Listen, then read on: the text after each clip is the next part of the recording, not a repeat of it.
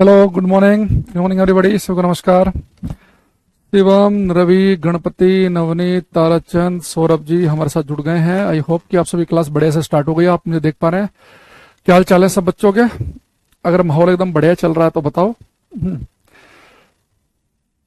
ऋचा, वेंकटेश, विवेक, audio और video जैसे भी आ रही हो तो एक बार बता दो, फिर हम आज का रंगारंग कार्यक्रम शुरू करेंगे।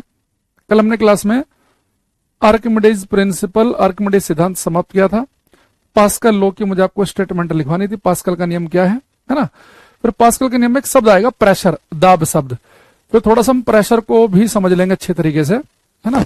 और फिर बर्नौलीज थ्योरम, बर्नौली की प्रमेय। तो कोशिश करते हैं कि आज यहां तक तो कुछ ना कुछ हम कर लें। आप कैसे? बढ़िया है, सब कुछ परफेक्ट है सर। आज मैं एक वीक बाद लाइव कर रही हूं, तो हम उम्मीद करके चलेंगे कि आपने पिछली क्लास देख कर आए हो। टर्मिनेटर, जितेंद्र, मृत, जय जगन्नाथ, जय जगन्नाथ भाई। सर फालतू कमेंट पर ध्यान मत दिया करो। चंद्र क्या रहे हैं? अच्छा, तो एक तो आपका कमेंट पढ़ना बंद करेंगे आज से हम, हैं? फालतू ध्यान नहीं देना। टिंकू, सीमा, चलो गुड मॉर्निंग। अब यहां पर हम लिखेंगे पास्कल्स लॉ की स्टेटमेंट, पास्कल का नियम।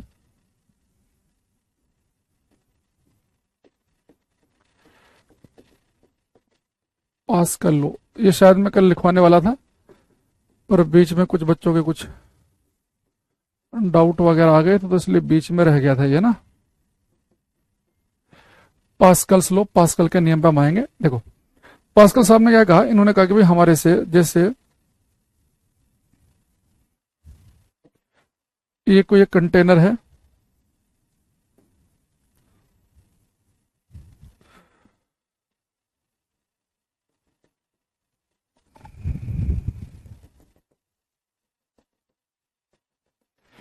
और से बेटा मान लो कोई फ्लूइड भरा हुआ है, द्रव भरा हुआ है। और फ्लूइड की बात हम क्लास में कर रहे हैं पिछली 2-3 क्लास से। फ्लूइड, द्रव का मतलब होता है जो फ्लो कर सके, जैसे कोई लिक्विड, कोई तरल हो या कोई गैस हो।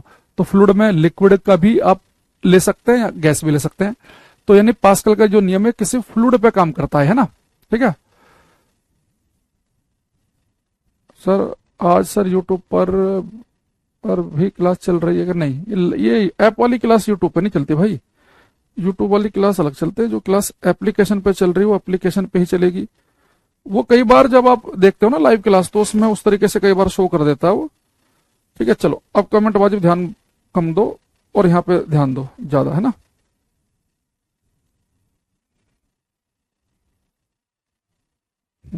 देखो अभी बेटा मान लो कि यहाँ पे कोई लिक्विड या गैस भरा हुआ है, तो पास्कल साहब ने हमारे से कहा कि अगर आप किसी, जैसे मान लो कि मैंने यहाँ पे बेटा एक पिस्टन लगाई। पिस्टन समझते हो आप लोग?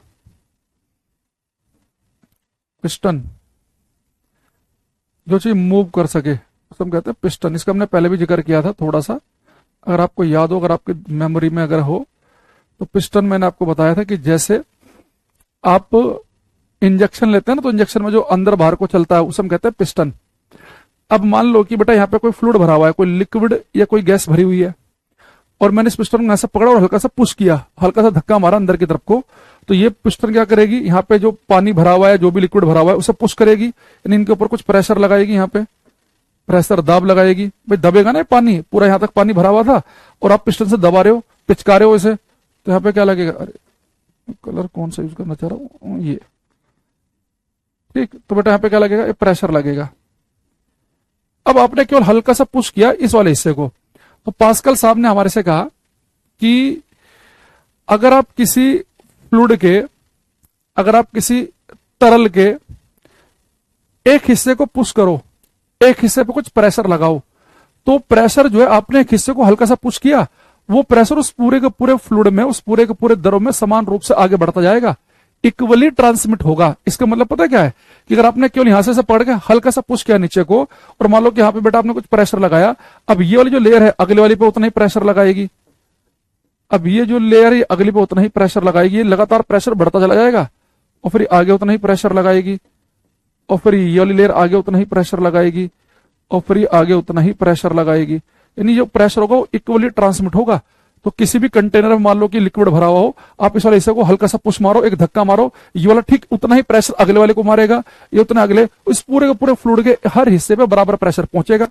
इसका अगर बहुत बढ़िया अगर आप एग्जांपल देखना चाहो तो आप समझो पिचकारी का केस।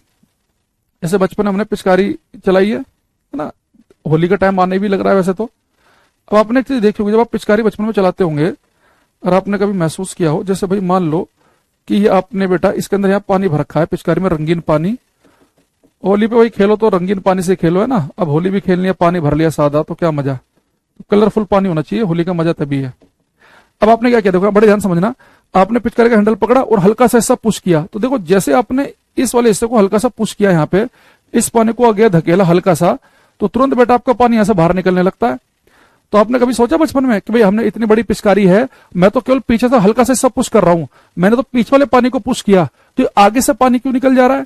क्योंकि जैसे ही आप इस पिचकारी से हल्का सा पुश मारते हो ना, इस वाले पानी को धक्का देते हो, तो ये वाला पानी ठीक उतना ही धक्का अगले वाले पानी को देता है, ये उतना ही धक्का अगले वाले पानी को देगा, ये उससे उतना ज्यादा अगले वाले पानी को देगा, उतना ही प्रेशर उतने को देगा, उतना प्रेशर आगे देगा, उतना ही प्रेशर यहाँ पे लगेगा, उतना ही प्रेशर यहाँ पे लगेगा। और नोजल बहुत छोटी है, एरिया कम है, तो बहुत ही फोर्स के साथ पानी निकल जाएगा और सामने वाले पे जाके पानी टक्कर मारेगा।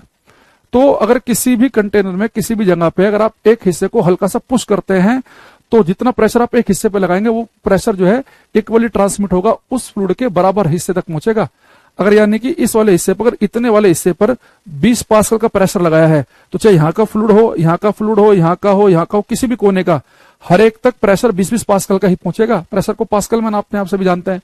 तो पास्कल साहब की स्टेटमेंट क्या है कि किसी द्रव के एक हिस्से पर लगाया गया दाब उस द्रव में समान रूप से संचारित होता है, इक्वली ट्रांसमिट कर रहा होता है। एक हिस्से को हल्का सा पुश कर दो तो कैसे भी कंटेनर में भरा हुआ हो, एक हिस्से को हल्का सा पुश करेंगे, वो दूसरे को पुश करेगा, तीसरे को करेगा, पर हर जगह बराबर ही प्रेशर पहुंचेगा।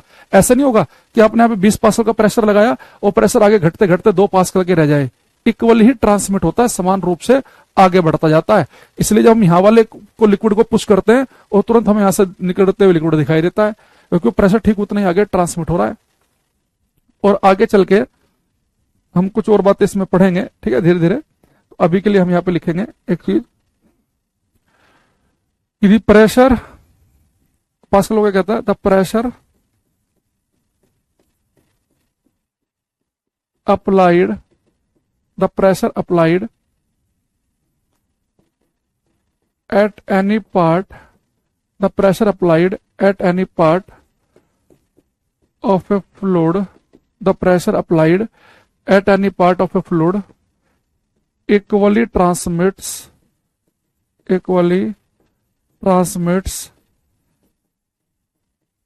at each part of that fluid।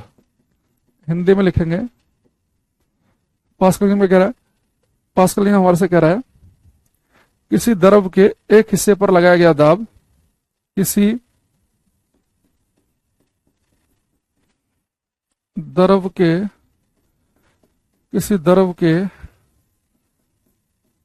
एक हिस्से पर, किसी द्रव के एक हिस्से पर लगाया गया दाब उस द्रव के प्रत्येक हिस्से पर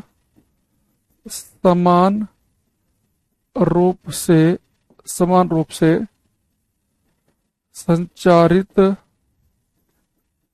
होता है। किसी द्रव के हिस्से पर लगाया गया दाब उस द्रव के प्रत्येक हिस्से पर इक्वली ट्रांसमिट करेगा, समान रूप से बढ़ेगा। ठीक है, चलो। तो ये हमारे कल के क्लास में जो पास्कल के लॉ की मुझे स्टेटमेंट लिखवानी थी आपको, ऐसा थोड़ा सा बता देता हूं कि पास्कल का लॉ जो है ये हम ब्रेक वगैरह में कैसे अप्लाई करते हैं, थोड़ा सा अगर आप अपने ज्ञान के लिए समझना चाहो, वरना पेपर में तो सिंपल क्वेश्चन आएगा कि जो गाड़ियों में ब्रेक लगते हैं, हाइड्रोलिक ब्रेक, वो किस प्रिंसिपल पे काम करते हैं, पास्कल के नियम पर। तो थोड़ा सा इसे समझ भी लेते हैं हम।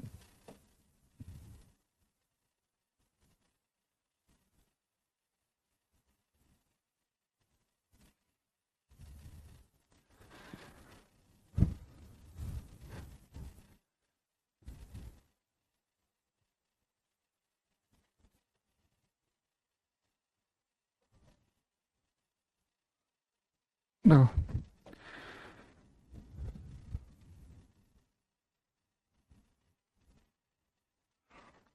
ये बेटा हमारा गियर बॉक्स है, और सॉरी अब ब्रेक बॉक्स, जहां पे ब्रेक वाला सिस्टम सारा जुड़ा हुआ है। देखो ये हमारा जो जो हिस्सा होता है यहाँ पे, ये वाला हिस्सा से समझो आप, ये वो पिस्टन है बेटा जिसके ऊपर हम अपना पैर रखते हैं, यानी कि ये ब्रेक बॉक्स है। अब जैसे आपको अपनी गाड़ी में ब्रेक लगाने हैं तो आप यहाँ पे पैर रखोगे और पंजा दबाओगे, तो ये वाली पिस्टन क्या करती है, वो दबती है ना। जिस बच्चे गाड़ी चलाना आता होगा, उन्हें पता होगा, ट्रैक्टर वैक्टर तो गांव में चलाया होगा आपने, जो गाड़ी वाड़ी हम चलाते हैं तो हम गाड़ी पे हम पंजे पैर रखते हैं और उसे ऐसे पुश करते हैं, पुश। तो ये वाला पिस्टन है वो, जिसे हम पुश कर रहे होते हैं, ठीक है। अच्छा, दूसरी चीज, ये अंदर जो है यहाँ पे एक कोई ब्रेक ऑयल भरा हुआ है, कोई ऑयल भरा हुआ है, यानी कि ऑयल यानी कि कोई फ्लूइड भरा हुआ है, ठीक है।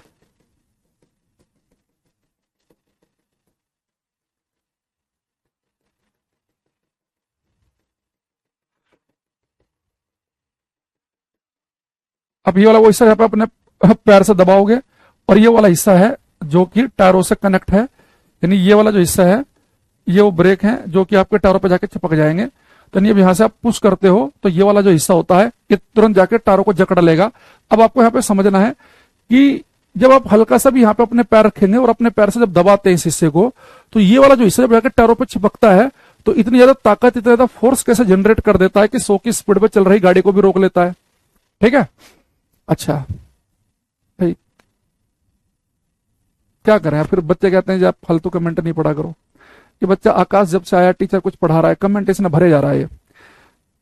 अगर तेरा बेटा दूसरा कमेंट आ गया ना क्लास में, भगा दूंगा मैं तुरंत एकदम से ना, परमानेंट। फिर रोते रहना, कोई बता रहे बात, तुम दिमाग नहीं, बुद्धि नहीं दी भगवान ने तुम्हें, मैं कुछ बताया जा रहा हूं, कमेंट चले जा रहे हैं, चले जा रहे हैं, पागलों की तरह करे जा रहा है, बेवकूफों की तरह। अब देखना यहाँ पे, अभी हमारे पास में कंटेनर है, आपने ये वाला हिस्सा है जहां पे आप पैर रखेंगे, इसको पुश करेंगे पिस्टन को, और ये वाला जो हिस्सा है जाके टक्कर मारेगा टायरों पे और इसे रोक लेगा, ठीक है। अब यहाँ पे एक बात समझना ध्यान से सभी बच्चे, एक से एक मूर्ख बच्चा आता है क्लास में सही में, और फिर कहते हैं ये हमारा सिलेक्शन नहीं हो रहा। इनकी हरकतें ऐसी हैं, पहले तो इन्हें तो 6 महीने का ना इन्हें ट्रेनिंग होनी चाहिए कि इन्हें बिहेव कैसा करना है जीवन में।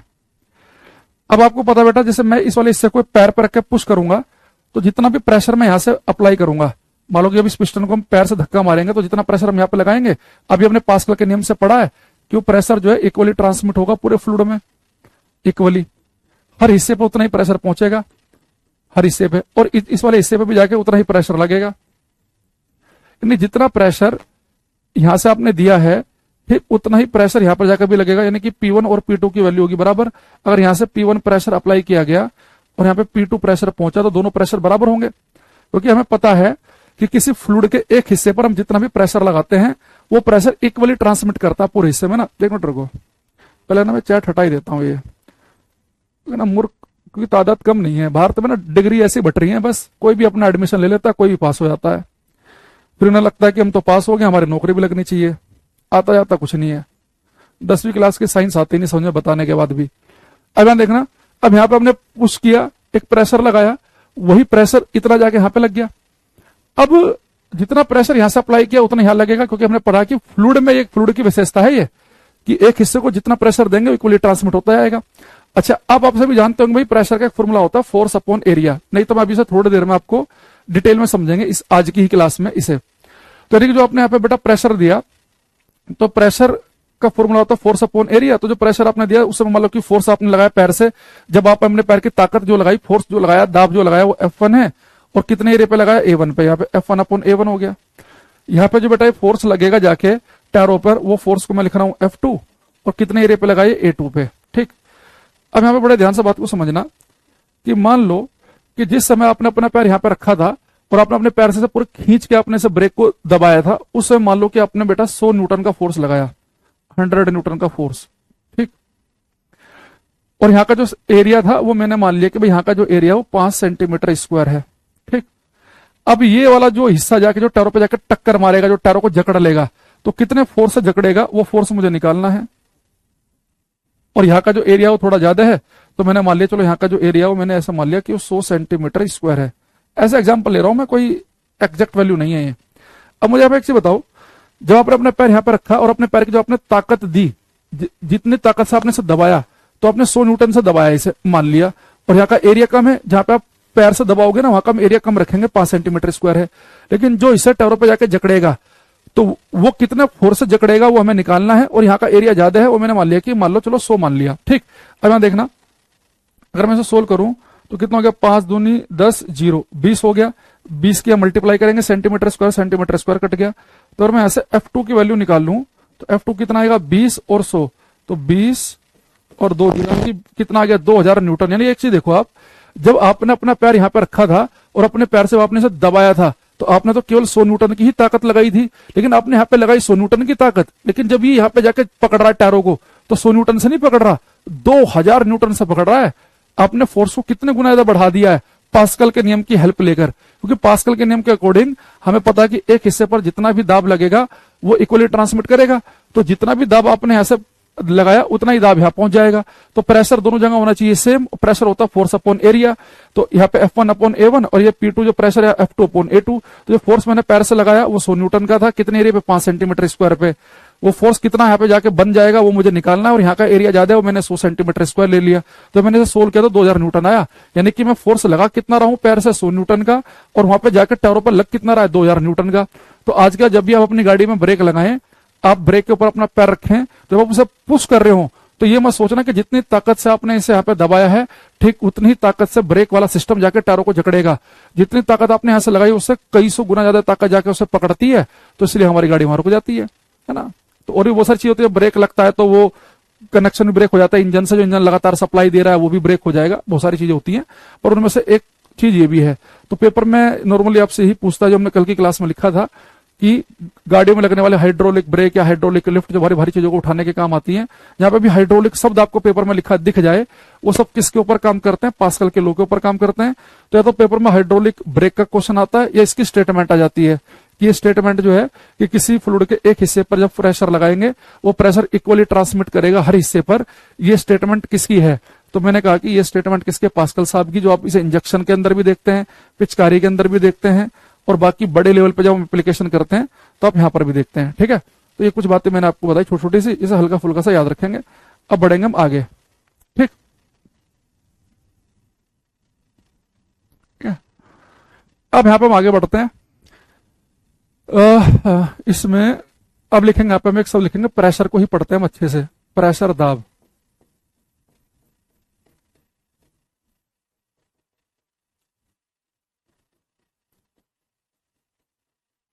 दाब इसे लिखूंगा पी से।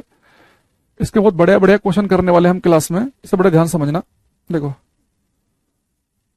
अगर आपसे मैं कहूं कि भाई मेरे पास में एक कील है, इसे अगर ध्यान से देखना, बड़े ध्यान से। यहां से आपको जो मार्कर है ये आपको बेटा बड़ा पतला सा दिख रहा होगा ना, ये मान लो कील है बहुत पतली है, और इधर से मोटा दिख रहा होगा ये। अगर मैंने यहाँ पे क्या किया, एक कील ली, इधर वाले हिस्से जो पतला है इसे यहाँ पे रखा, एक हथौड़ा खींच के मारा, ये कील हथौड़े में घुस, ये कील दीवार में घुस जाएगी। अब मैंने पलट दिया, इधर से कील मोटी है, हथौड़ा मारा, अब ये घुस ही नहीं पा रही है, दीवार का रेत जो है, सीमेंट जो है बार बार बाहर निकल रहा है। तो उतने ही फोर्स से जब मैंने क्या किया, पतली तरफ से हिस्सा था वो तुरंत दीवार में घुस गया, मोटी तरफ से नहीं गया। या आप एक गुब्बारा ले लो, बैलून ले लो, उसमें अपनी उंगली ऐसा करोगे कुछ नहीं होगा, लेकिन एक पिन लेना, हल्का सा टच करोगे तुरंत फूट जाएगा। तो ऐसा क्यों हो रहा है, यानी हम दोनों केस में बराबरी फोर्स लगा रहे हैं। उतनी ताकत से मैंने उंगली मारी गुब्बारे में, उतनी ताकत से मैंने पिन मारा, लेकिन पिन से गुब्बारा तुरंत फूट गया। उतनी ताकत से पतली वाली सुई को, कील को हमने दीवार में घुसाया, उतनी ताकत से मोटे वाली कील को घुसाया, लेकिन पतली वाली कील दीवार में घुस गई। या आप ऐसा समझो कि मेरे शरीर का यही मेरा शरीर का वजन, मैं 2 पैरों पर खड़ा हूं, अब मैं 1 पैर पे खड़ा हूं, अब मैं अंगूठे पे खड़े होने की कोशिश कर रहा हूं, तो मेरा दम निकलता जा रहा है। ये देखो सब कुछ हो क्या रहा है। एक्चुअली देखो क्या होता है कि जब आप फोर्स लगाते हो ना, किसी वस्तु के बाद अपने बल लगाया, तो फोर्स आपने कितने बड़े एरिया पे डिस्ट्रीब्यूट किया, कितने बड़े क्षेत्रफल पे आप लगा रहे हो, वो भी बड़ा इंपॉर्टेंट रोल प्ले करता है। उतनी ताकत आप छोटे से एरिया पे लगाओ और उतनी ताकत बहुत बड़े एरिया पे लगाओ। भाई उतनी ताकत छोटे से एरिया पे लगाओगे तो ज्यादा प्रभाव दिखेगा, उतनी ताकत बहुत बड़े एरिया पे लगाओगे तो सारे एरिया में फैल जाएगी, तो उसका उतना इफेक्ट नहीं दिखेगा। तो हम कहते हैं प्रेशर। तो जो प्रेशर का फॉर्मूला आता है, ये प्रेशर होता है हमारे पास में फोर्स अपॉन एरिया, बल बटे क्षेत्रफल। यानी कि हम कितना फोर्स लगा रहे हैं वो कितने क्षेत्रफल पे लगाया जा रहा है, ये भी इंपॉर्टेंट रोल प्ले करता है। तो फोर्स को हम लिखते हैं हिंदी में बल से, और इसे लिखते हैं क्षेत्रफल, एरिया को। हालांकि मैं इसके सिंबल ही यूज करूंगा क्लास में आगे से। तो प्रेशर का फॉर्मूला हमारे पास में हो गया फोर्स अपॉन एरिया। अगर मैं फोर्स के लिए यूज करूं यूनिट न्यूटन, एरिया के लिए यूज करूं मैं मीटर स्क्वायर, तो प्रेशर की जो एसआई यूनिट होती है ना, इसका जो एसआई मात्रक होता है होता पास्कल। ये एक साइंटिस्ट के नाम पे है, सिंबल है इसका PA। तो यहां से हम पता चल रहा है कि 1 पास्कल किसके बराबर है, 1 पास्कल हो गया 1 न्यूटन पर मीटर स्क्वायर के, 1 न्यूटन पर मीटर स्क्वायर के।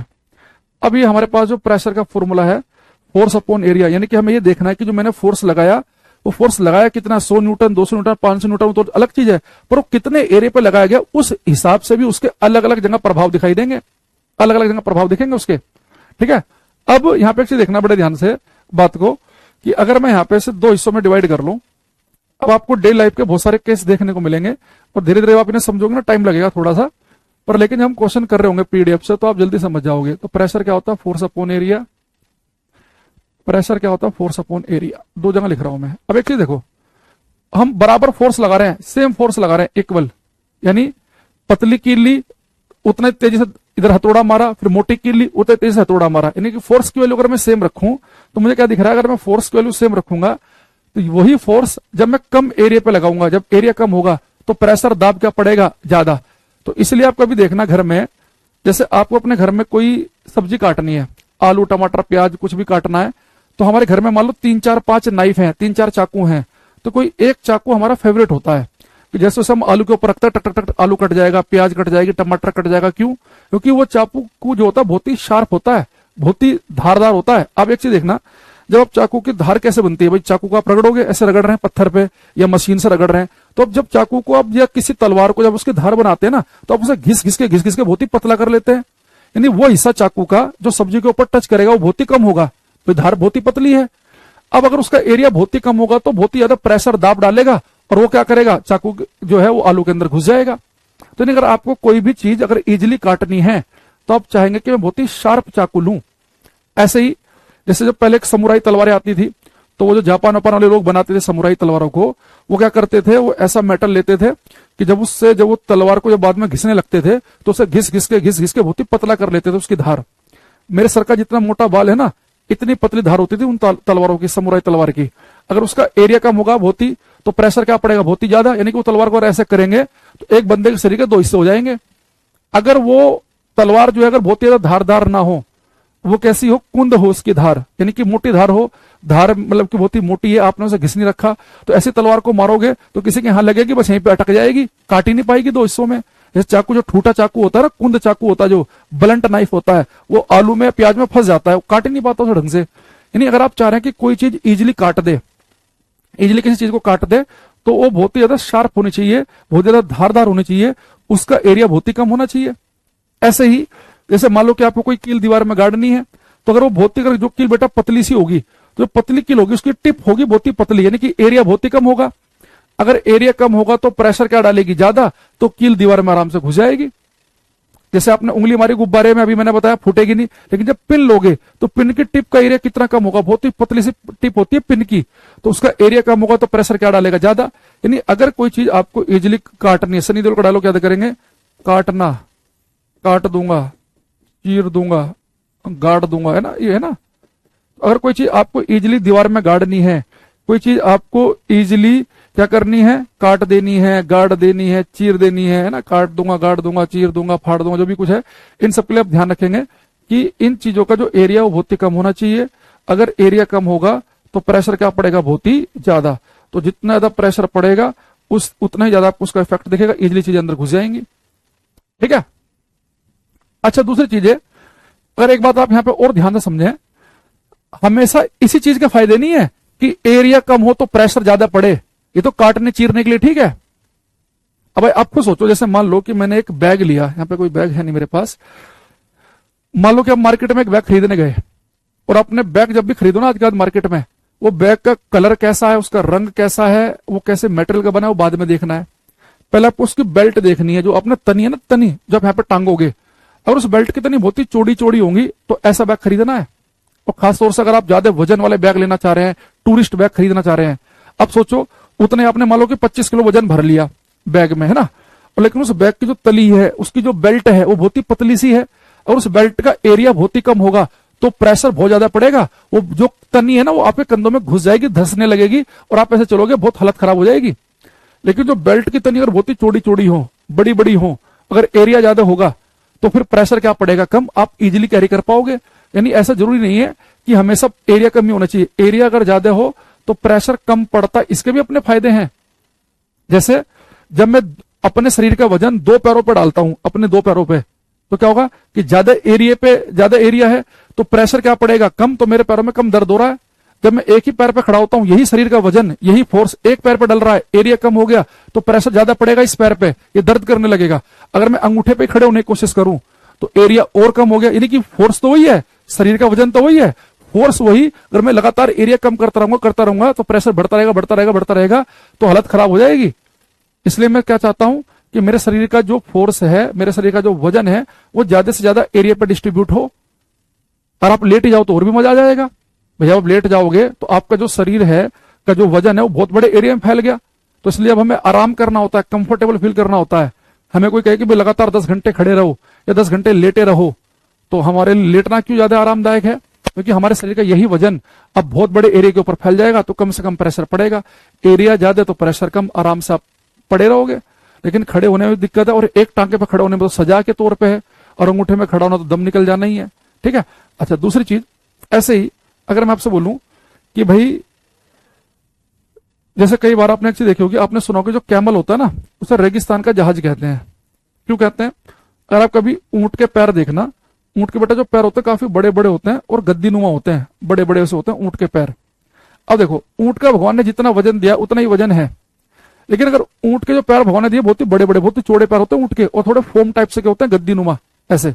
जब ऊंट का वजन, जब ऊंट चलता है रेत के ऊपर तो उसके पैरों का एरिया ज्यादा है, अगर उसके पैर का एरिया ज्यादा है तो ऊंट का जो वजन है वो कम प्रेशर डालेगा रेत के ऊपर, तो उसके पैर रेत के अंदर धसेंगे नहीं। लेकिन जो घोड़ा होता है ना, हॉर्स, उसके जो बेटा होता है खुर, घोड़े के, है ना, घोड़े के जो पैर अगर आप देखेंगे वो थोड़े से ऐसे होते हैं, उसके पैरों का एरिया कम होता है। जब घोड़ा रेत के ऊपर चलता है तो उसके पैरों का एरिया कम है तो प्रेशर ज्यादा डालेगा, और रेत के ऊपर एरिया कम, प्रेशर ज्यादा डालेगा तो घोड़े के पैर रेत के अंदर धस जाएंगे, तो जब वो चल रहा होगा तो रेत को उड़ा उड़ा के चल रहा होगा, जल्दी थक जाएगा। तो कैमल का चलना आसान क्यों है रेत के ऊपर? कैमल का चलना इसलिए आसान है क्योंकि कैमल के पैर बहुत ही बड़े बड़े होते हैं, सोप टाइप से के होते हैं, तो वो क्या करते हैं, बहुत ही ज्यादा एरिया होने की वजह से कम प्रेशर डाल रहे होते हैं, तो इसलिए इजीली चल पाएगा। अब ये मत कहना ना कि हाथी के भी तो बड़े होते हैं, भाई हाथी के पैर तो बड़े हैं पर हाथी का फिर वजन भी तो बहुत ज्यादा है, फोर्स भी तो बहुत ज्यादा डाल रहा है वो। मैं कह रहा हूं कि सेम ही जो हाथी का वजन आज है वही हाथी का वजन होता, लेकिन हाथी के पैर भी घोड़े के जैसे होते, तो फिर ऊंट जो है, जो ऊंट का वजन आज है वही ऊंट का वजन रखें पर ऊंट के पैर हम घोड़े के जैसे कर दें, तो फिर ऊंट भी रेत पे चल ना पाता। तो सेम वजन के पे बात कर रहे हैं हम। तो अगर हम एरिया ज्यादा रखेंगे तो प्रेशर कम पड़ेगा, तो इसका फायदा कौन उठा रहा है? घोड़ा, ये कैमल उठा रहा है, ऊंट उठा रहा है। लेकिन घोड़ा क्यों नहीं कर पा रहा है ऐसा? क्योंकि घोड़े का वजन भी लगभग ऊंट के जैसा ही होता है, शायद हो सकता कम ही होता हो, लेकिन ऊंट के पैर का एरिया कम है तो प्रेशर ज्यादा पड़ेगा, इसलिए दिक्कत आएगी। इवन कई बार जैसे आप कहीं मान लो कि आप गाड़ी लेके जा रहे हैं और आपकी जो गाड़ी है मान लो कि कहीं रेत में फंस गई, और आपको गाड़ी चला रहे हैं, बार बार वहीं के वहीं घूम रही है और आपकी गाड़ी निकल नहीं पा रही, तो उसमें हम क्या करते हैं, गाड़ी के टायरों से हवा कम कर देते हैं। अब जो गाड़ी के टायरों से हम हवा कम कर देंगे तो गाड़ी के टायर दब कैसे हो जाएंगे, हवा कम कर देंगे। अब क्या होगा कि गाड़ी के जो टायर हैं वो ज्यादा एरिया पर टच कर रहे हैं, यानी वही गाड़ी का वजन पहला था वही अब है, अब गाड़ी का वजन अब ज्यादा एरिया पे गिर रहा है, तो प्रेशर कम डालेगा तो टायर जो है रेत में धसेंगे नहीं, अब उन्हें आराम आराम से करके बाहर निकाल सकते हैं आप।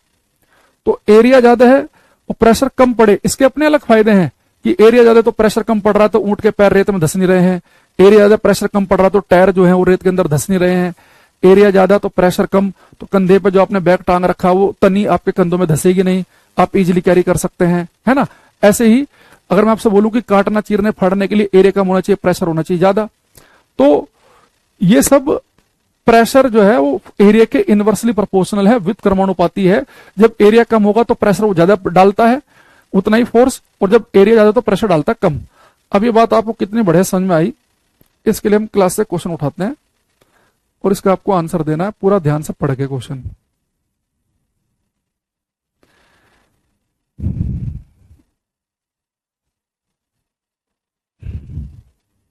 इसने कहा it is difficult to cut things with a blunt knife because, कुंद चाकू यानी कि जिसमें धार नहीं है, जो ब्लंट है, कुंद चाकू से चीजों को काटना मुश्किल होता है क्योंकि। तो पहले में लिखा इसने कि क्योंकि किसी दिए गए बल के लिए चाकू द्वारा लगाया गया दाब कुंदता में वृद्धि के साथ बढ़ता है। दूसरे में लिखा कि एक तेज धार चाकू द्वारा द्वारा के लिए लगाए गए दाब को कम कर देता दिया गया बल। A sharp edge decreases the pressure exerted by the knife for a given force. एक तेज धार चाकू के द्वारा के लगाया गया दाब को कम कर देते दिया गया बल। एक लिखा है इसने, एक कुंद चाकू किसी दिए गए दाब बल के दाब को कम करता है, एक कुंद चाकू कटाव के क्षेत्र को कम करता है, ऐसा कुछ लिखा है इसने।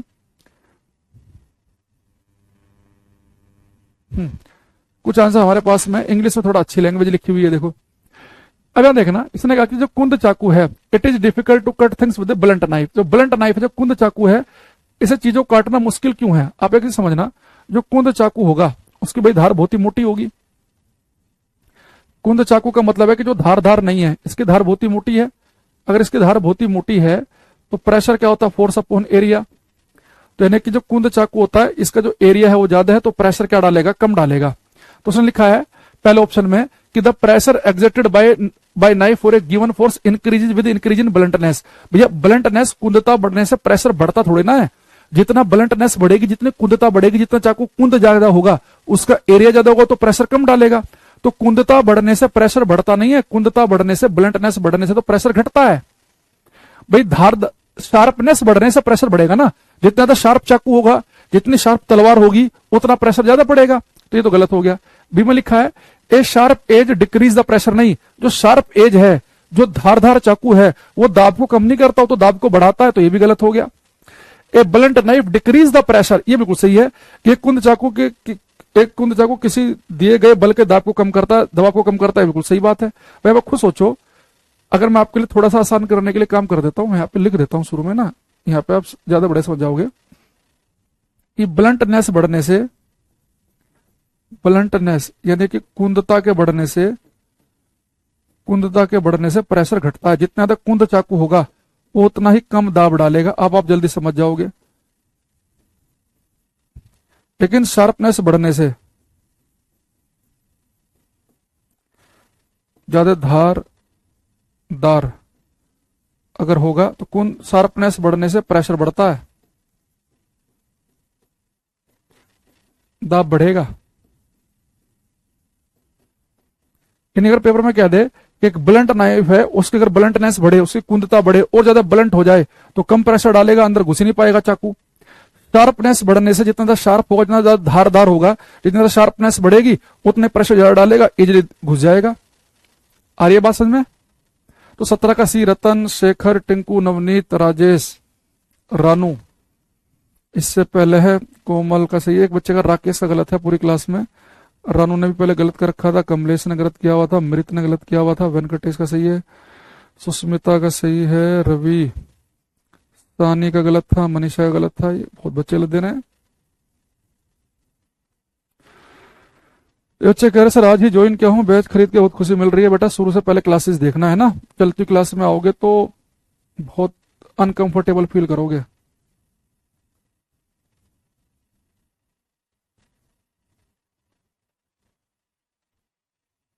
ठीक है, चलो। तो हमारे पास में प्रेशर का जो फॉर्मूला है वो उस हमने एक दो बातें सीखी कि प्रेशर जो होता है वो इस बात पर डिपेंड कर रहा होता है कि कितने एरिया पे आपने फोर्स लगाया। एरिया कम से कम तो प्रेशर ज्यादा से ज्यादा। तो इसमें चाकू वाला क्वेश्चन आ जाता है ना पेपर में। तो ये बच्चा लिख रहा है तरलता, फ्लूइडिटी, किसी द्रव की तरलता उसके सहसंयोजक बल पर निर्भर करती है। सांद्रता में अणु कम गतिशील तथा तनु द्रव में अणु अधिक गतिशील होते हैं। सांद्र द्रव, तनु द्रव ये क्या होते हैं? केमिस्ट्री में पढ़ना क्या होते हैं। ठीक है, चलो अब आगे आ जाओ। यहाँ पे एक इसमें हम पढ़ेंगे प्रेशर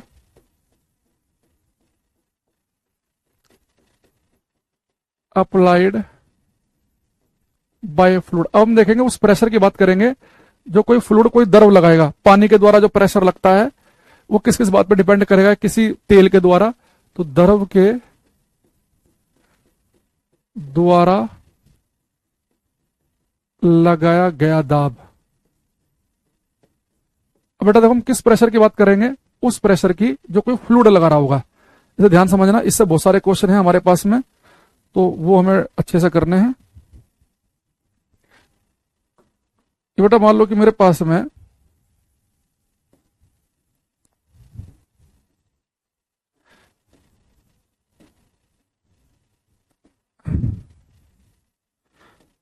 इसका मैं थोड़ा जिक्र हल्का सा पहले कर रखा, पर आज डिटेल में बात करेंगे इसके बारे में विद फॉर्मूला।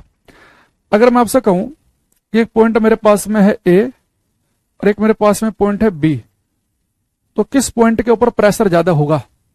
आपको सर सीधी सी बात है, ये जो पॉइंट ए है, ये आपने पहले भी हमें बताया है कि जो पॉइंट ए है ये इतनी गहराई में है, यानी इस पॉइंट ए के ऊपर केवल इतनी ऊंचाई तक ही पानी भरा हुआ है या कोई फ्लूइड भरा हुआ है। लेकिन जो पॉइंट बी है इसके ऊपर इतनी ऊंचाई तक भरा हुआ है, तो यानी कि यहाँ पे प्रेशर की वैल्यू कैसी होगी? ज्यादा। यानी प्रेशर इस बात पे डिपेंड करता है कि जो पॉइंट है उससे कितनी ऊंचाई तक कोई फ्लूइड भरा हुआ है।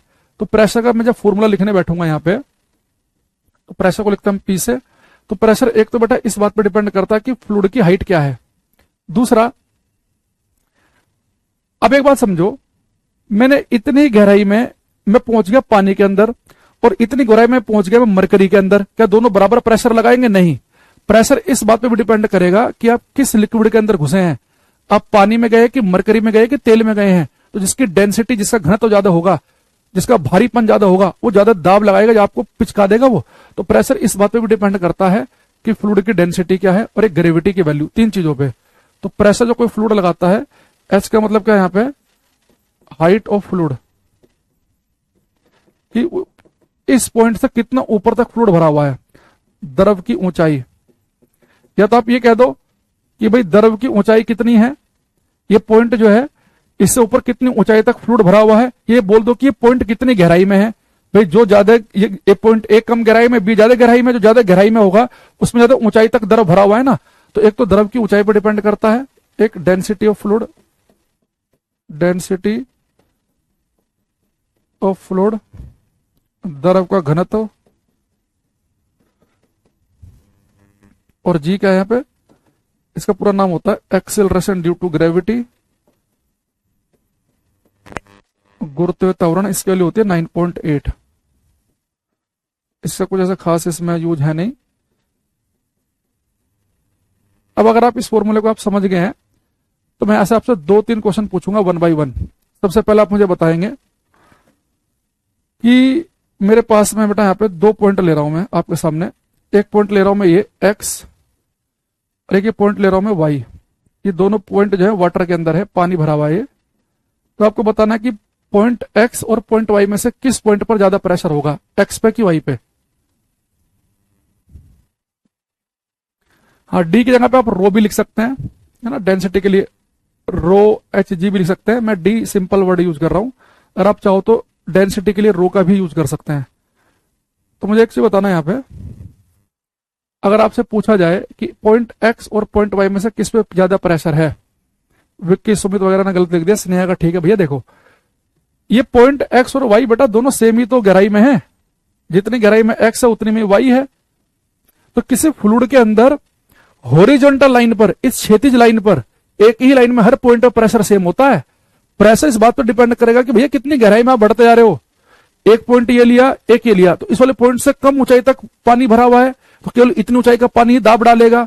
यहाँ पे इतनी ऊंचाई तक पानी भरा हुआ है तो इतनी ऊंचाई तक का पानी दाब डालेगा। एक्स और वाई पे प्रेशर सेम है, तो जितना प्रेशर पॉइंट एक्स पर है उतना ही प्रेशर पॉइंट वाई पर भी है।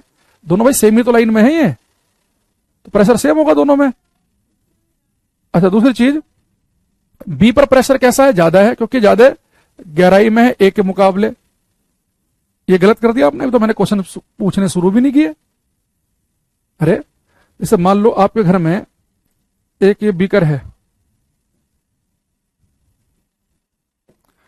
तो किसी भी बीकर में जब कोई फ्लूइड प्रेशर लगाता है ना, उस फ्लूइड के लिए आपको देखना है कि जब कोई फ्लूइड प्रेशर लगाएगा तो आप कितना इस फ्री स्पेस से आप कितनी गहराई में गए। तो मैंने कहा कि भाई हमारे घर में अगर मैं ये वाली लाइन ले लूं, ये वाली लाइन, तो इस लाइन के हर पॉइंट पर प्रेशर सेम होगा। जो प्रेशर यहां पे वही प्रेशर यहां, जो प्रेशर यहां वही प्रेशर यहां। लेकिन ये वाला पॉइंट और ये वाला पॉइंट कंपेयर करूं तो ये कम गहराई में है और ये ज्यादा गहराई में है, तो यहाँ प्रेशर बढ़ जाएगा ज्यादा। ये वाला पॉइंट ले लूंगा तो और गहराई में प्रेशर और ज्यादा बढ़ जाएगा, ये वाला पॉइंट लूंगा तो प्रेशर कम हो जाएगा।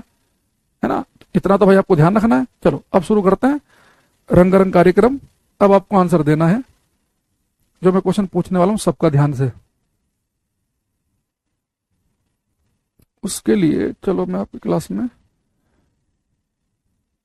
अगर आपने इस क्वेश्चन का आंसर दिया सही तो आपको तेज तर्राक समझदार समझा जाएगा कि आपको बताने के बाद आप चीजों को समझ आते हो, है ना।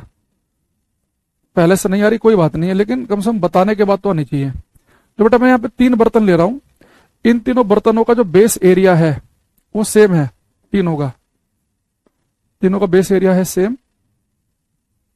जो तली है तीनों की, उस तली का क्षेत्रफल सेम है। ये 3 बर्तन है, इनका बेस एरिया सेम है। ये बर्तन ए है, ये बर्तन बी, ये बर्तन सी।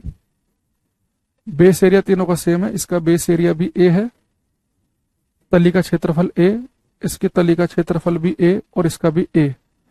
अब मेरा क्वेश्चन ये है कि मैंने इन तीनों बर्तनों में समान आयतन का पानी डाला। मान लो कि मैंने इन तीनों में 2-2 लीटर का पानी डाल दिया, 2 लीटर पानी इसमें उड़ेल दिया, 2 लीटर पानी इसमें उड़ेल दिया, 2 लीटर इसमें। तो आपको बताना है कि किस बर्तन की तली पर ज्यादा दाब पड़ेगा ए बी सी में से। अगर तीनों बर्तनों में 2-2 लीटर पानी डाले तो किसकी तली पर ज्यादा दाब पड़ेगा?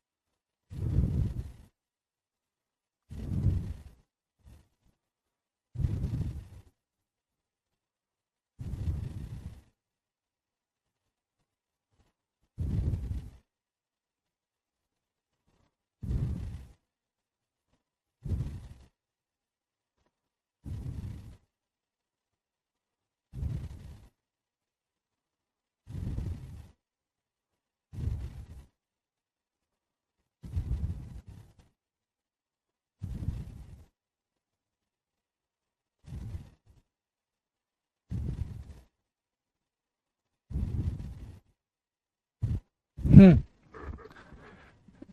सुमित का गलत है, बाकी ज्यादातर बच्चों का ठीक है क्लास में। देखो बेटा मैंने कहा आपसे कि तीनों बर्तन में इक्वल वॉल्यूम समान आयतन का पानी डालना है। जैसे मैंने पहले इस बर्तन में 2 लीटर का पानी डाला, तो मान लो कि वो 2 लीटर का पानी जो है इसमें यहां तक आ गया, 2 लीटर पानी यहां तक।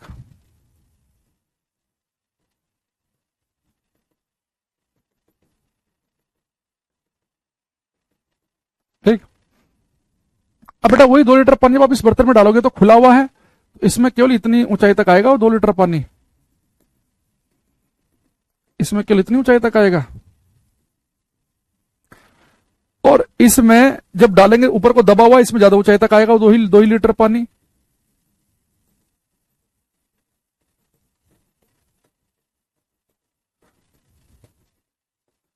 तो अब खुद देखो, यानी कि जो बर्तन ए है इसमें केवल इतनी ऊंचाई तक पानी आया, इसकी हाइट है h1, इसमें थोड़ा ज्यादा हाइट तक आया h2, इसमें और ज्यादा हाइट तक आया h3। तो किस बर्तन की तली पे ज्यादा प्रेशर पड़ेगा? भाई यहाँ पे देखो, इस वाले बर्तन में ज्यादा ऊंचाई तक पानी भरा हुआ है, तो यहाँ पे जितना ज्यादा ऊंचाई तक फ्लूइड भरा होगा, आपको पता है कि वो फ्लूइड जो है उतना ज्यादा प्रेशर लगाता है, तो इसके पॉइंट पर प्रेशर ज्यादा पड़ेगा। अगर यहाँ पे प्रेशर लग रहा है P1, यहाँ लग रहा है P2, यहाँ लग रहा है P3, तो सबसे ज्यादा प्रेशर P3 है, तो P3 होगा सबसे ज्यादा, उससे कम होगा P2 और उससे कम होगा P1। क्योंकि फ्लूइड जो प्रेशर लगाते हैं उस बात पर डिपेंड करता है कि फ्लूइड कितनी ऊंचाई तक भरा हुआ है। भाई वही मान लो कि आप अपने घर में वही पानी आपने एक जग में भर रखा था, 1 लीटर पानी, वही पानी आप एक गिलास में भर लो, काफी गहरा सा गिलास है उसके अंदर भर लो, तो अगर वो पानी उस गिलास में बहुत ऊंचाई तक भरा हुआ है तो उस गिलास की तली पे ज्यादा प्रेशर पड़ेगा। तो सारा का सारा जो गेम है उस बात पे डिपेंड करता है कि किसी भी बर्तन में कितनी ऊंचाई तक पानी भरा हुआ है। भाई ये वाला जो है यहाँ पे ये ऐसी शेप है इसकी, 2 लीटर पानी कुछ ऊंचाई तक आया, पहले वाले की शेप ऐसी है तो वो कम ही ऊंचाई में एडजस्ट हो जाएगा 2 लीटर, ये ऊपर को दबा हुआ है तो ज्यादा ऊंचाई में जाकर एडजस्ट हो पाएगा, तो इसकी तली पर ज्यादा पड़ेगा, है ना। और यहाँ पर जो ये बेस एरिया ये सेम है, देखो ये तो बेस एरिया, तली का जो एरिया है ये तो हमारा सेम है यहाँ पे बेस एरिया तो, लेकिन ये ऊपर वाला जो हिस्सा है, ये बर्तन ऐसे जब ऐसे ऐसे फैला दूंगा तो ज्यादा ऊपर तक यहाँ पे एडजस्ट नहीं होगा, ये जब बर्तन को ऐसे खोल देंगे तो ये तली का एरिया तो सेम है, लेकिन ये यहां से हमने बर्तन को ऐसे ऐसे कर दिया तो कम ऊंचाई में ही पानी एडजस्ट हो जाएगा। यहां पर मैं क्या कर रहा हूं, उसे दबा दे रहा हूं तो यहाँ पे ज्यादा ऊंचाई में होगा तो इस बर्तन की तली पर प्रेशर क्या पड़ेगा, ज्यादा पड़ेगा। तो प्रेशर जो है वो इस बात पे डिपेंड कर रहा होता है कि कितनी ऊंचाई तक आपने उसे भरा हुआ है। तो अगर मैं इनकी तलिए हर पॉइंट पे निकालूंगा, मान लो कि यहाँ पे प्रेशर से कम पड़ रहा है, यहाँ पे भी 4 पास्कल 4 पास्कल 4 पास्कल 4 पास्कल, हर पॉइंट पे 4 पास्कल, यहाँ थोड़ा ज्यादा है, हर पॉइंट मान लो कि 6 पास्कल 6 पास्कल 6 पास्कल, यहाँ पे थोड़ा और ज्यादा है, मान लो कि हर पॉइंट में 7.5 पास्कल 7.5 पास्कल 7.5 पास्कल, तो बढ़ता चला जाएगा।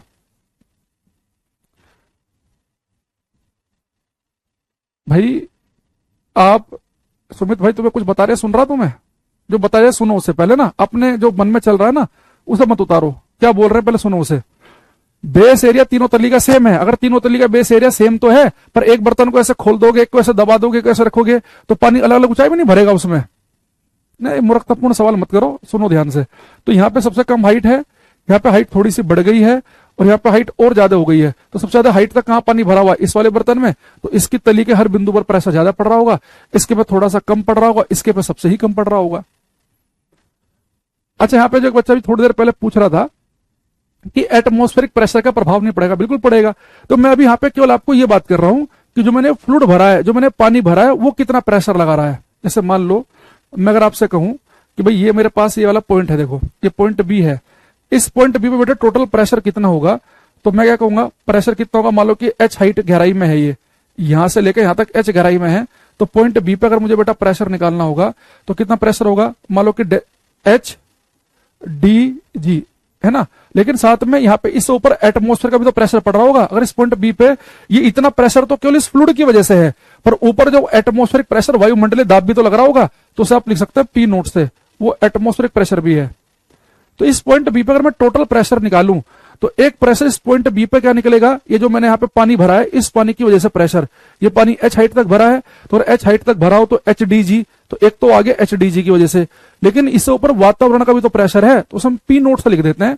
लेकिन अभी हम क्लास में केवल उस प्रेशर की बात कर रहे हैं जो अभी हमने जो लिक्विड भर रखा उसकी वजह से बात कर रहे हैं, ठीक है। अच्छा दोबारा समझना।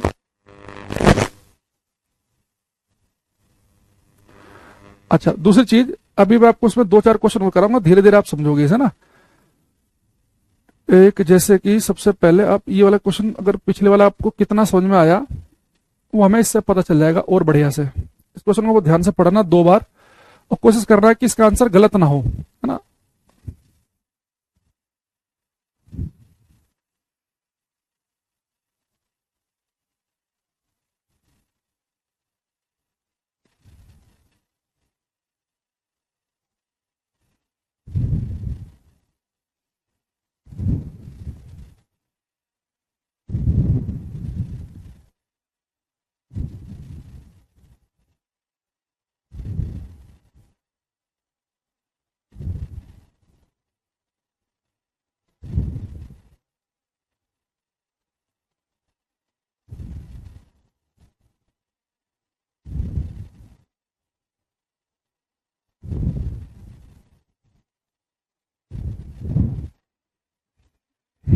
देखो इन्होंने कहा है a liquid is kept in a regular cylindrical vessel, एक नियमित बेलनाकार बर्तन में, बेलनाकार बर्तन समझ रहे हो, बेलन जैसा ऐसे ऐसे बेलनाकार बर्तन, एक नियमित बेलनाकार बर्तन में एक तरल एक निश्चित ऊंचाई तक रखा जाता है।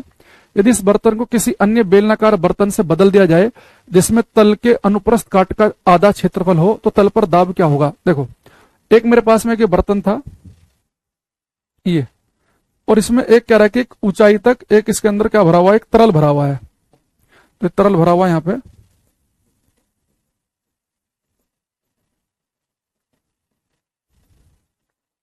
कह रहा है कि इस तरल को हमने एक दूसरे बर्तन में डाला और उस बर्तन का जो ये अनुप्रस्थ काट का क्षेत्रफल है, जो तली का क्षेत्रफल है, इसका मतलब ये है वो इससे आधा है, इससे आधा।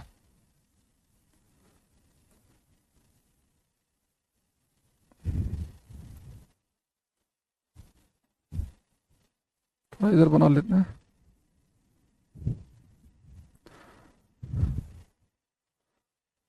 छोटा बर्तन है, इसमें कुछ ऊंचाई तक क्या भरा हुआ है, एक तरल भरा हुआ है, एक लिक्विड भरा हुआ है, और एक इसे दूसरे बर्तन में हमने उड़ेल दिया और उसका जो पृष्ठ का जो क्षेत्रफल है वो इसका आधा है, यानी इसकी जो तली है इसका एरिया ए है, इसका एरिया केवल इसका आधा है। तो मुझे बताओ, इस बर्तन में जो पानी भरा हुआ है, अगर मैं इसे इस वाले बर्तन में उड़ेल दूंगा जिसका तली का क्षेत्रफल इससे कम है, तो ये वाला पानी अब इसमें एडजस्ट करना होगा, तो ज्यादा ऊंचाई में जाके एडजस्ट हो पाएगा।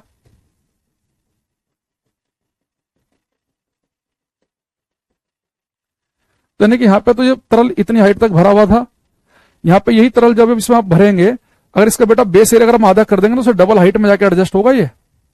नीचे जो हाइट ज्यादा बनेगी तो तली पे प्रेशर, इस वाली इसकी तली पे प्रेशर पड़ रहा है, एक इसकी तली पे, तो इसकी तली पे जो प्रेशर पड़ेगा केवल इतनी ऊंचाई तक का पानी लगाएगा। यहाँ पे पानी की ऊंचाई इतनी हो चुकी है, यानी यही पानी अब यहाँ ज्यादा ऊंचाई में एडजस्ट हो गया है, तो इसकी तली पे प्रेशर क्या पड़ेगा, ज्यादा पड़ेगा। तो कह रहा है कि तो अनुप्रस्थ काट से आधा हो तो तल पर दाब क्या होगा, कह रहा सेम रहेगा, गलत है। रिड्यूस है तो बिल्कुल गलत हो गया, इंक्रीज हो जाएगा डबल, और रिड्यूस गलत, यानी अगर हाइट पहले से डबल हो जाएगी तो प्रेशर भी पहले से डबल ही पड़ेगा। इसका सी आंसर सबका ठीक है। समझे घर में कि घर में अगर आपने एक जग में पानी भर रखा है, वही पानी अगर आप एक गिलास में भर दें जिसके तली का क्षेत्रफल इससे आधा है, तो ये पानी ज्यादा हाइट में एडजस्ट होगा, तो यदि उतना ही पानी इसकी तली पे कम दाब लगा रहा है और उतना ही पानी इसकी तली पर ज्यादा दाब लगा रहा है, समझ रहा बात को, तो ये ज्यादा प्रेशर पड़ेगा यहां पे। अच्छा, अगले बात में हम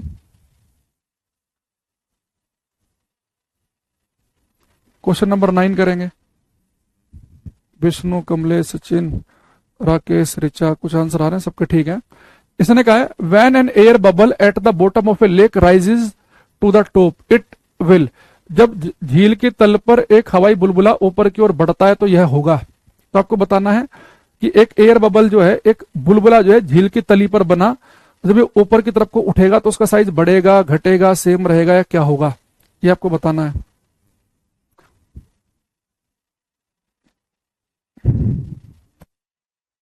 क्वेश्चन नंबर 9 गणपति का सही है, वेंकटेश का गलत है। वेंकटेश ने 2 आंसर दिए, दोनों ही गलत है। यहां देखो बेटा, हमारे पास ये झील है।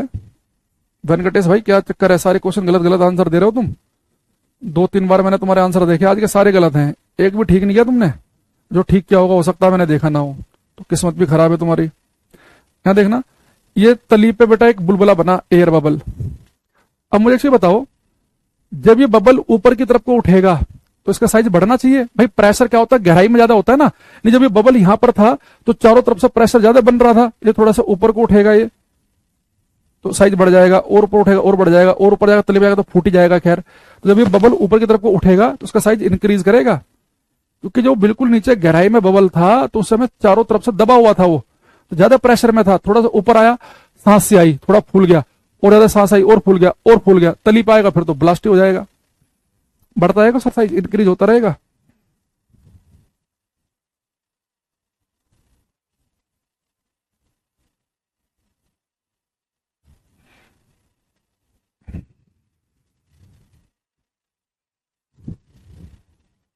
हम्म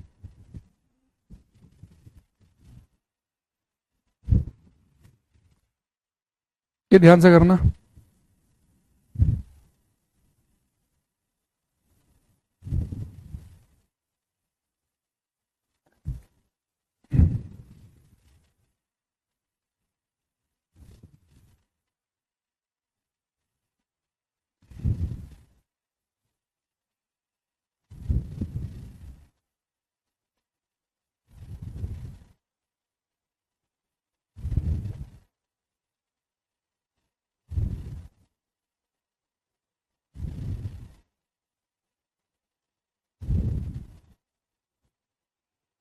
सोनू, प्रिंस, वेंकटेश, कुछ आंसर हमारे पास आ रहे हैं।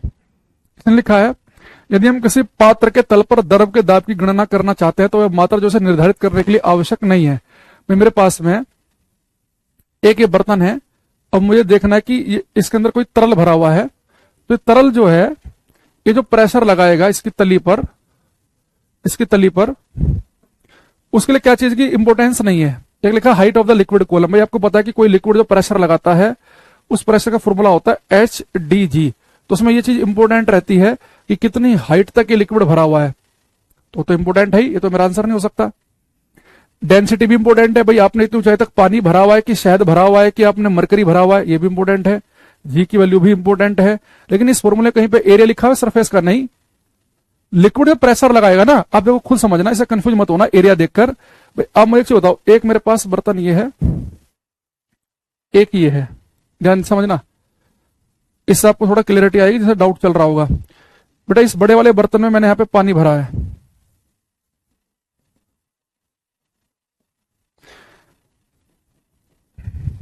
और छोटे वाले बर्तन में पानी भरा है। अब यहां पे देखना, इसमें जितनी ऊंचाई तक पानी भरा गया है, इसमें भी पानी लिया, सेम सेम लिया पानी पानी, उतनी ऊंचाई तक यहां पे पानी भरा हुआ है। जितनी हाइट तक पानी यहां है उतनी हाइट तक पानी यहां है, तो दोनों की तली पर प्रेशर सेम लगेगा। मान लो अगर इसके तली के यहाँ पे पॉइंट प्रेशर लग रहा है 2 पास्कल, तो यहां भी 2 पास्कल, यहां भी 2 पास्कल, यहां भी 2 पास्कल, तो यहां पर भी 1 पास्कल, यहां पे भी 2 पास्कल, 2 पास्कल, 2 पास्कल सेम लगेगा। क्योंकि जब कोई फ्लूइड जब प्रेशर लगाता है, वो इस बात पर डिपेंड करता है कि फ्लूइड आपने कितने हाइट तक भरा।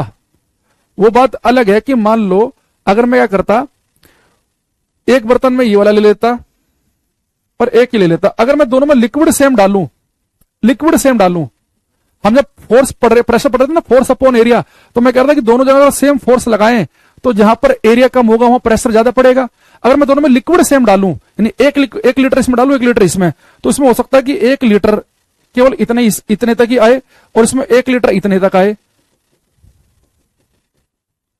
तो इसमें 1 लीटर केवल इतनी ऊंचाई तक आएगा, इसमें 1 लीटर इतनी ऊंचाई तक आएगा, तो इसकी तली पर ज्यादा प्रेशर पड़ जाएगा। अगर लिक्विड दोनों में सेम डाला जाए तो तब जिसका एरिया कम होगा उसमें ज्यादा ऊंचाई तक भरेगा ना वो। जैसे हमने 3 बीकर वाला केस लिया था कि 2 लीटर यहां, 2 लीटर यहां, 2 लीटर यहां। अगर हम वॉल्यूम सेम ले रहे हैं, जैसे वहां पर भी हम क्या करते थे, फॉर्मूला पढ़ते थे ना, pressure equal to force upon area, तो हम बोल रहा था अगर हम सेम फोर्स लगाएं, उतने जोर से हथौड़ा हमारा पतली कील पे, उतनी जोर से हमारा मोटी कील पर। अगर फोर्स सेम है तो फिर जिसका एरिया कम है, जो पतली कील है, वो प्रेशर ज्यादा पड़ेगा, वहां पे वो जल्दी घुस जाएगी अंदर। ऐसे 2 बर्तन अगर उनका एरिया अलग अलग है तली का, तो फिर जिसका एरिया ज्यादा होगा उसमें 1 लीटर जो है वो कमी हाइट में आ जाएगा, इसमें 1 लीटर ज्यादा हाइट तक आएगा, यहाँ प्रेशर ज्यादा पड़ेगा। तो सेम लिक्विड डालने पे एरिया वाला केस इंपोर्टेंट हो जाएगा।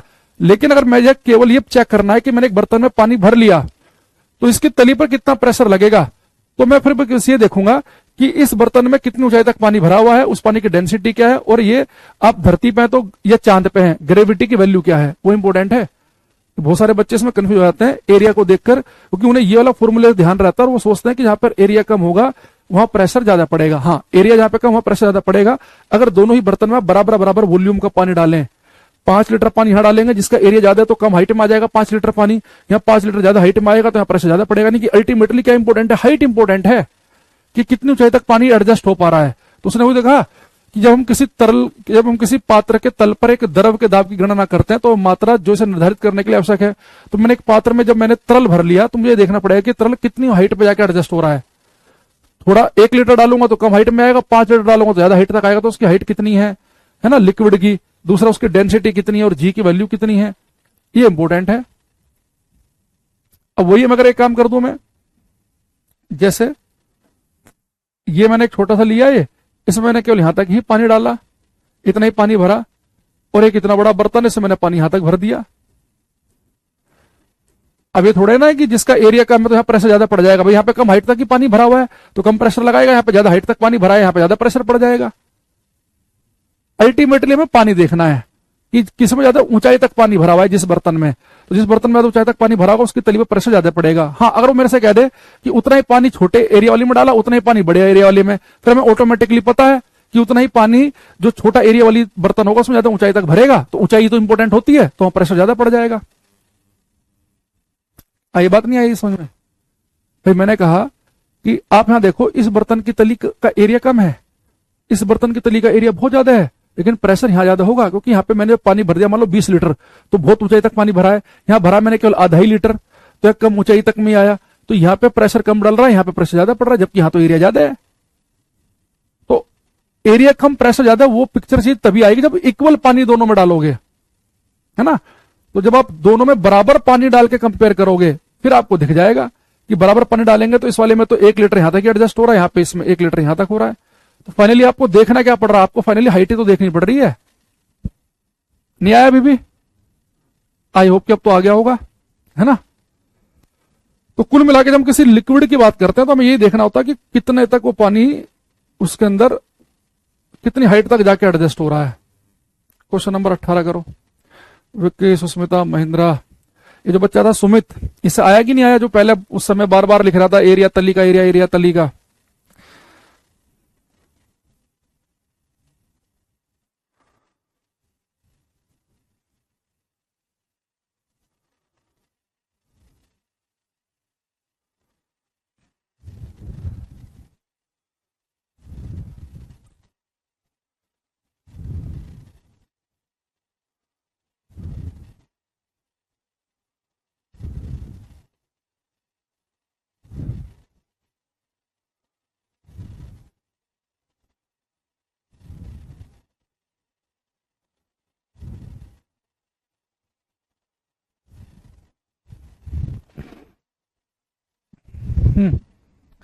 Pressure at any point of liquid increases, किसी पॉइंट पर pressure at any point of liquid, liquid के किसी पॉइंट पर प्रेशर इंक्रीज कैसे करता है? डेंसिटी, हाँ जितनी ज्यादा होगी उसके हिसाब से बढ़ेगा, जी की वैल्यू बढ़ने से बढ़ेगा, गहराई बढ़ने से बढ़ेगा। आंसर क्या आ जाएगा? D option, D is correct answer. तो ये आसान था। अब थोड़ा सा एक क्वेश्चन ये देखो,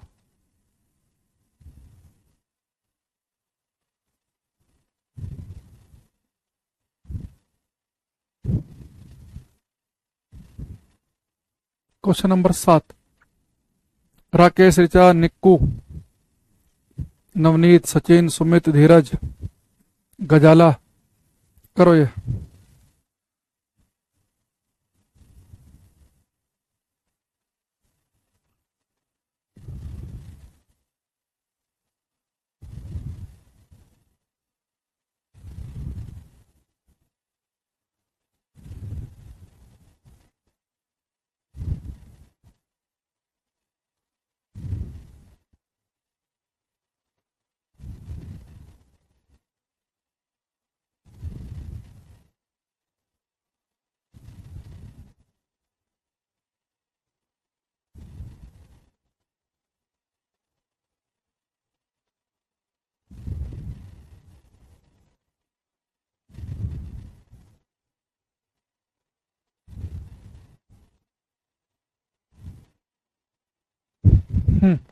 इसने क्या लिखा?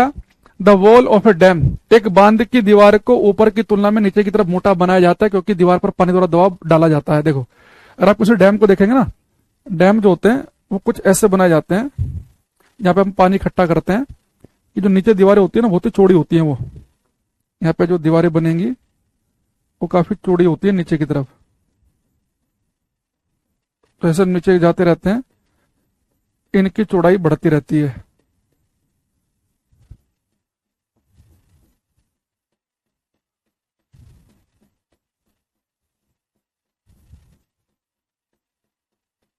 ठीक, यहाँ पे आपने पानी भरा हुआ है, तो कह रहा है कि जो डैम की जो दीवारें हैं वो नीचे से चौड़ी क्यों बनाते हैं?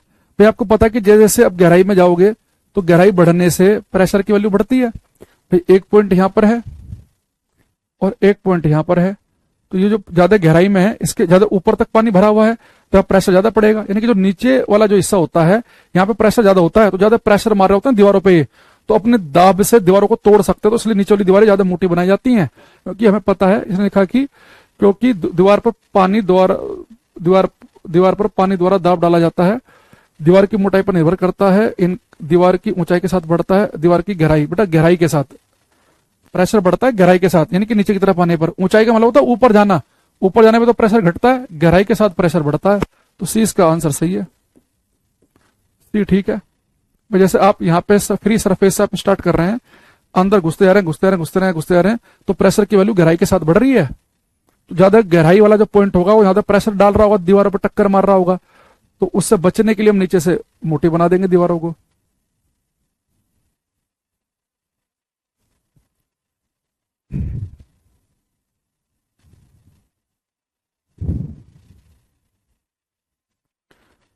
क्वेश्चन देखो, ये पेपर का प्रीवियस ईयर का, ये the hydraulic brake use in automobiles is a direct application, automobile में प्रयुक्त हाइड्रोलिक ब्रेक किसका प्रत्यक्ष अनुप्रयोग है? तो हाइड्रोलिक ब्रेक किसकी एप्लीकेशन है? पास्कल्स लॉ की ना।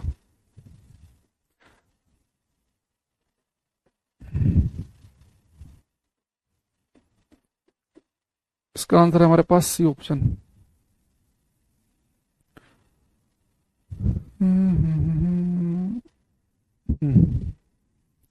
अब एक बार प्रेशर वाले मामले को फिर से दोबारा से देखते हैं। मैंने कहा कि अगर आप दो वस्तुओं पे बराबर फोर्स लगाएंगे, तो ये बात भैया बलराम बायो में बात करना, ये बार है ना, हमारे से क्यों कर रहे हो, ये बात बायो वाले टीचर से करो, वो सही बताएंगे। है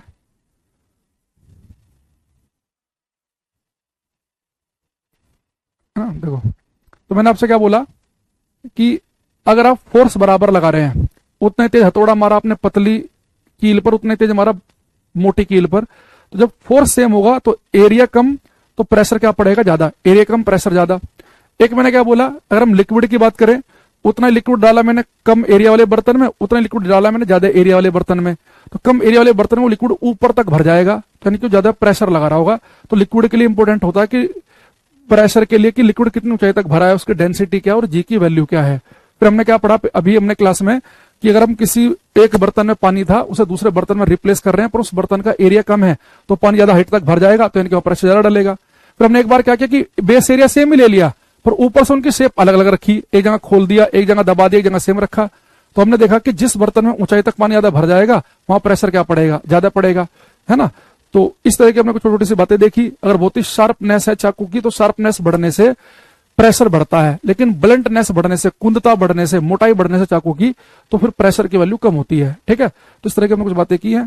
तो अब हम क्या करेंगे, नेक्स्ट क्लास में एक हमें पढ़ना है, इसमें बर्नौलीज थ्योरम, सरफेस टेंशन और कैपिलरिटी एक्शन, है ना। तो एक हम लिखेंगे यहाँ पे हम बर्नौलीज थ्योरम, बर्नौली के प्रमेय, बर्नौलीज थ्योरम। हालांकि सही प्रोनाउंसिएशन है इसकी बर्नोई, बर्नोई, पर हिंदी में बर्नौली ही लिखा होता है, तो हम यहाँ बर्नौली का ही नाम बोल देंगे हम, बर्नौली की प्रमेय।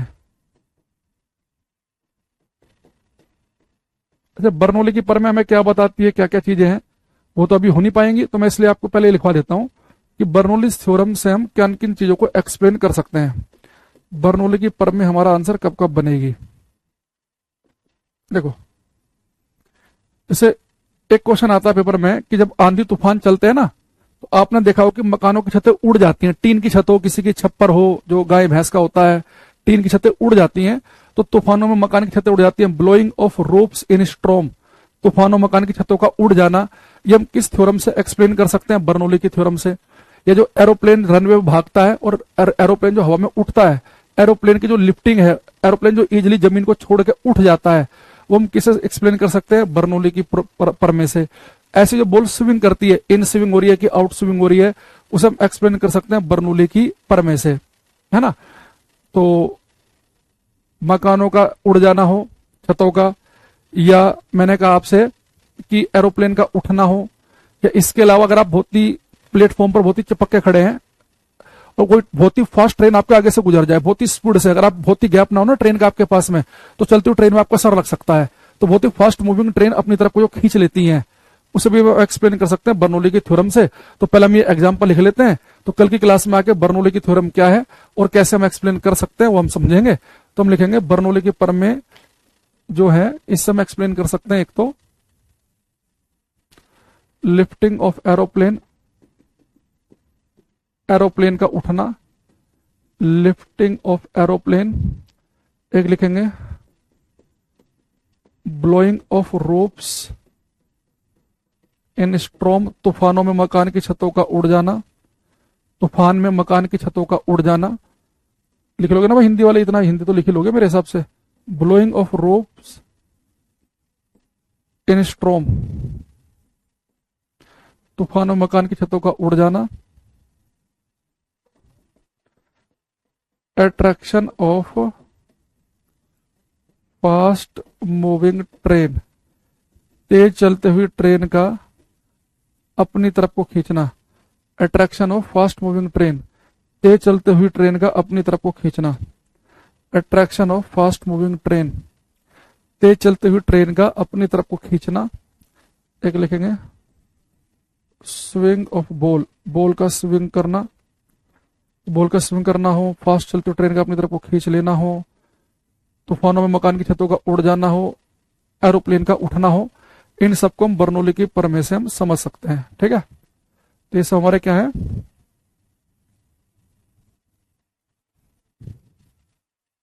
हाँ, फुहारे पर गेंद का नाचना भी सही बता रहा है बच्चे ताराचंद। कल जब हम लेंगे ना से एग्जाम्पल तब ऐड कर लेंगे उसे हम, है ना। तो बॉल का स्विंग हो, फास्ट ट्रेन का अपनी तरफ को खींचना हो, छतों का उड़ जाना हो और एरोप्लेन, इन सबको हम बर्नौली की जो परम है इससे हम समझ सकते हैं। ठीक है, चलो तो कल की क्लास में देखेंगे इसे हम इनका, और वो जो नाचने वाला बता रहा था बच्चा वो सभी हम कल की क्लास में देख लेंगे। तो आज के लिए इतना ही, अब मिलते हैं हम कल की क्लास में। ठीक है, तब तक के लिए thank you, bye, take care everybody. जब ये चैप्टर हो जाएगा पूरा तभी आपको पीडीएफ मिल जाएगी, है ना, विदाउट सॉल्यूशन वाली सॉल्यूशन। पर अभी ये चैप्टर पूरा नहीं हुआ है क्योंकि इसमें सरफेस टेंशन के भी क्वेश्चन है इस पीडीएफ में, कैपिलरिटी एक्शन के भी हैं, और अभी बर्नौली की परमे का भी होगा 1-2 क्वेश्चन। प्रेशर के तो हमने खैर कर ही लिया आज। तो ये मैं आपको विदाउट सॉल्यूशन वाली जो है, जब चैप्टर खत्म हो जाएगा, जब हम सारे क्वेश्चन इसके डिस्कस कर चुके होंगे तब हम लेंगे, है ना। तो